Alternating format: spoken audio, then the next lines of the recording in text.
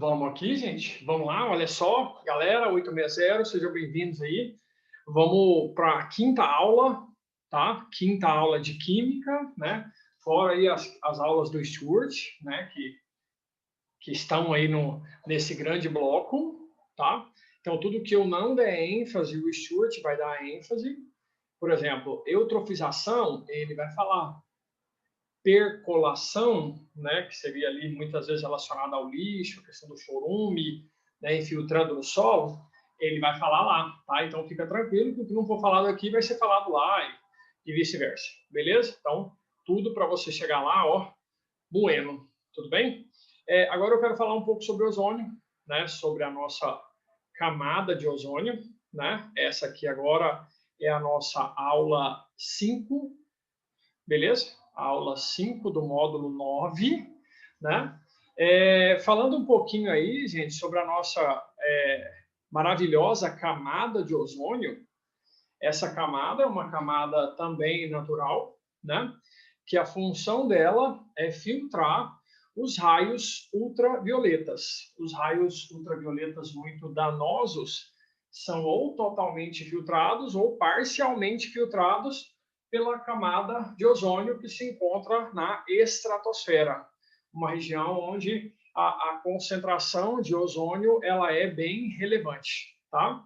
O grande problema é que, ao longo do século XX, os estudos aí demonstraram que alguns gases que nós estamos emitindo aqui, que nós emitíamos aqui, estavam interferindo, né, no afinamento, na diminuição da espessura desses gases, né, entendeu? Estava tendo uma degradação, porque lá existe um mecanismo de equilíbrio entre a degradação do ozônio e a formação do ozônio. Então, há um equilíbrio ali vigente.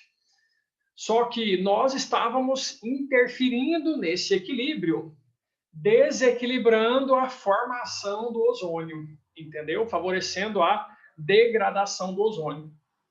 E ficou ali provado que um grupo, né, de gases chamado clorofluorcarbonetos, os clorofluorcarbonos, os CFCs, né, um grupo de gases utilizados como gases propelentes, né, gases refrigerantes, eles eram grandes vilões dessa destruição.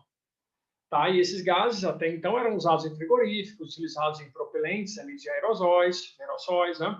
Entendeu? Então, aqui só mostrando, né, a camada de ozônio, né, filtrando, de certa forma, toda essa radiação, mas que pelos buracos gerados aqui, né, nós teríamos aí uma problemática muito grande na baixa atmosfera.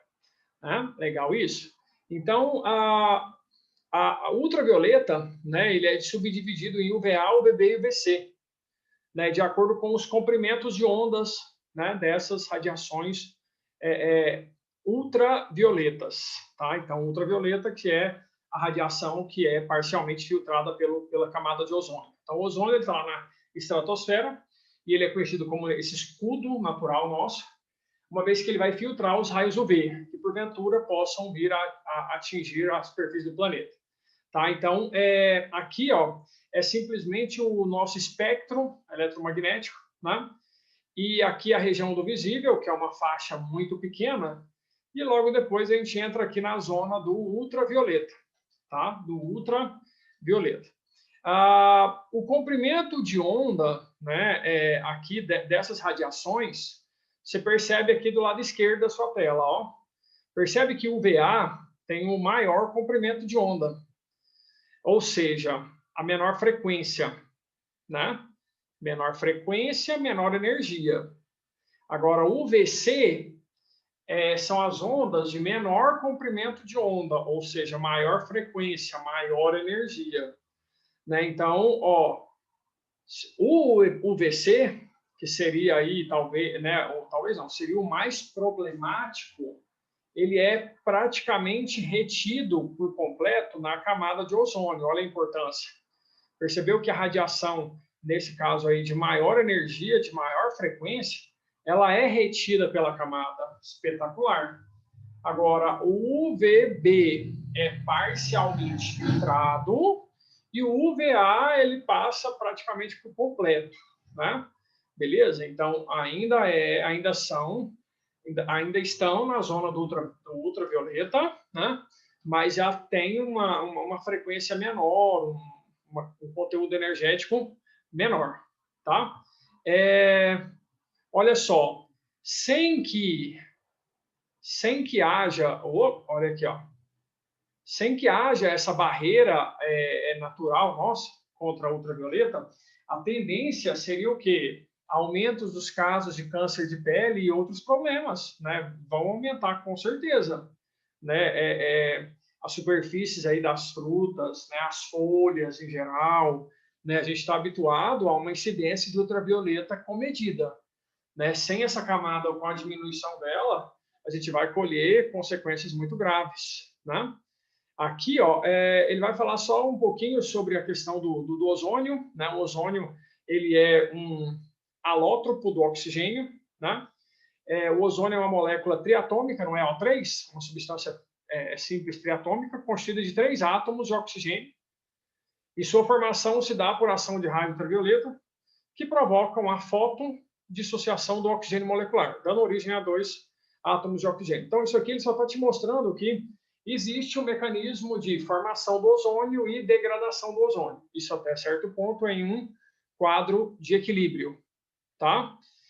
Percebe troposfera, essa camada mais próxima da Terra, e a estratosfera bem mais distante, né? Uma camada já posterior aí. Então, assim, ó, a questão da formação do ozônio, vamos lá. Aqui, ó, passa pelo oxigênio, né? Por fotólise, sofrendo uma quebra, uma cisão.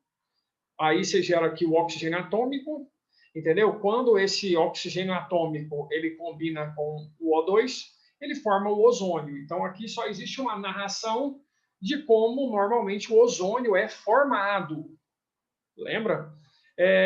Ótimo. Ó. Esse ozônio, lembra que eu te falei que o ideal é que ele esteja aqui em cima.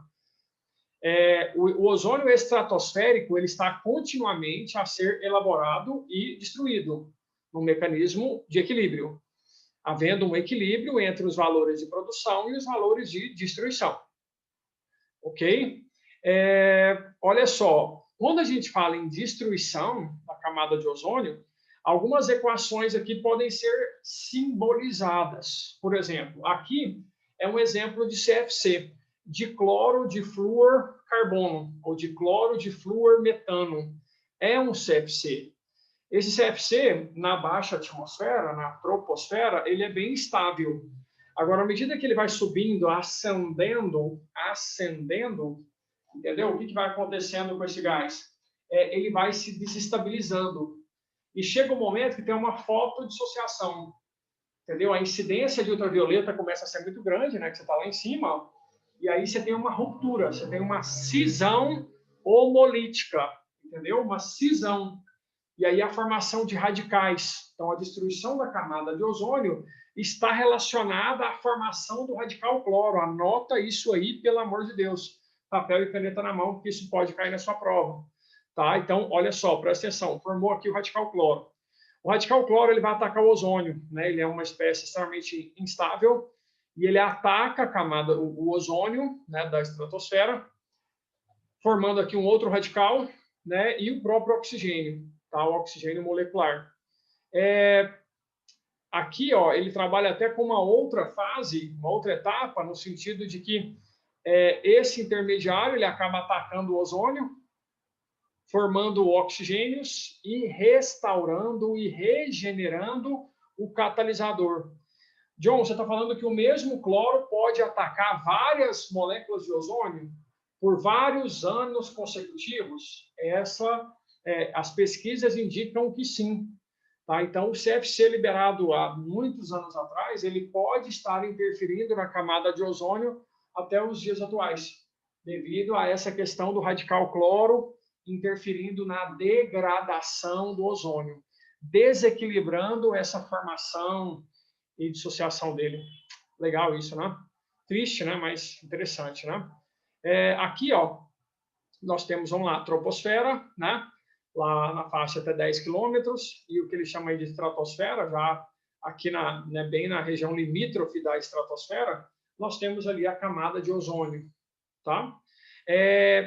Se você já deve ter estudado na parte de geografia, inúmeros protocolos, né, que uma vez que os CFCs comprovadamente, isso foi comprovado, né, que eles destroem a camada de ozônio, vários protocolos, várias medidas foram tomadas para que essa emissão fosse diminuída e até banida. Em muitos países, na década de 80 mesmo, esse CFC ele foi banido. Tá? Então, um dos primeiros protocolos que teve esse registro foi o de Montreal, em 87. A produção e a utilização desses gases foi praticamente abolida. O Protocolo de Montreal foi um acordo internacional assinado por vários países que se comprometeram a trocar informações, estudar e proteger a camada de ozônio. Beleza? Então, uma iniciativa muito importante para diminuir essa destruição. Tá? Uma frase aí do Kofi Annan, né? Do falecido Kofi Annan aí. Salvemos o nosso céu, um planeta amigo do ozônio, eis o nosso objetivo. Tá? Essa amizade com o ozônio ela é fundamental mesmo. Tá? Então, existem algumas perspectivas de buracos na camada de ozônio, que a geografia entra muito nesse mérito. Tá? Regiões de maior incidência de ultravioleta, de menor. Isso eu deixo lá para eles, viu? Questão de acúmulo de ozônio em determinadas regiões aí da Terra, tá? Gente, qualquer coisa eu estou por aí, viu? Mais uma aula falando sobre esses fatores que interferem na nossa baixa atmosfera, alta atmosfera e diretamente na nossa saúde. Beleza, beleza? Beijinho, beijinho do John. Fique com Deus. Até mais. Tchau!